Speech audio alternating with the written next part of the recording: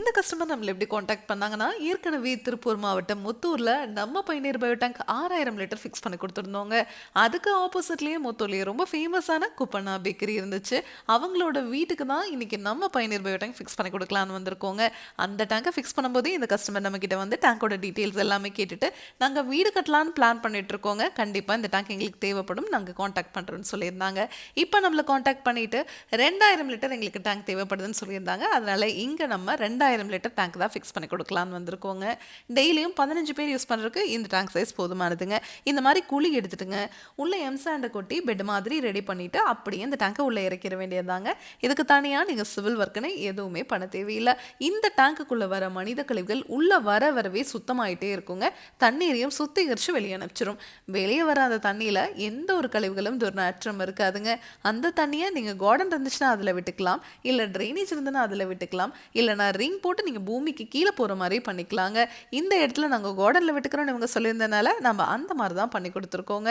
இப்போ நீங்கள் நார்மலாக எந்த ஒரு பயோ டேங்க் வாங்கினீங்கனாலும் பாக்டீரியாவை நீங்கள் 3 மாதத்துக்கு ஒரு முறை ரீஃபில் பண்ணிகிட்டே இருக்கணும்னு சொல்லுவாங்க. ஆனால் நம்ம பயணியர் பயோ டேங்க்கில் நீங்கள் பாக்டீரியாவை வாழ்நாள் முழுவதும் ரீஃபில் பண்ணவே தேவையில்லை. உள்ளேயே பாக்டீரியா இனப்பெருக்கம் பண்ணிக்கிற மாதிரி நம்ம டேங்கே வடிவமைச்சிருக்கோங்க.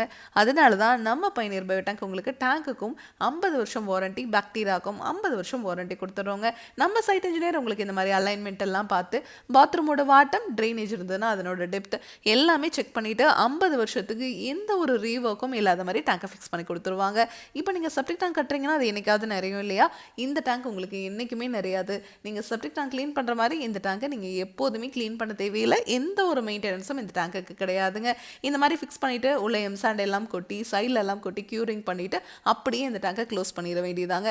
நம்மக்கிட்ட 1200 லிட்டர்லேருந்து 60,000 லிட்டர் வரைக்குமே டேங்க்ஸ் அவைலபிளாக இருக்குங்க.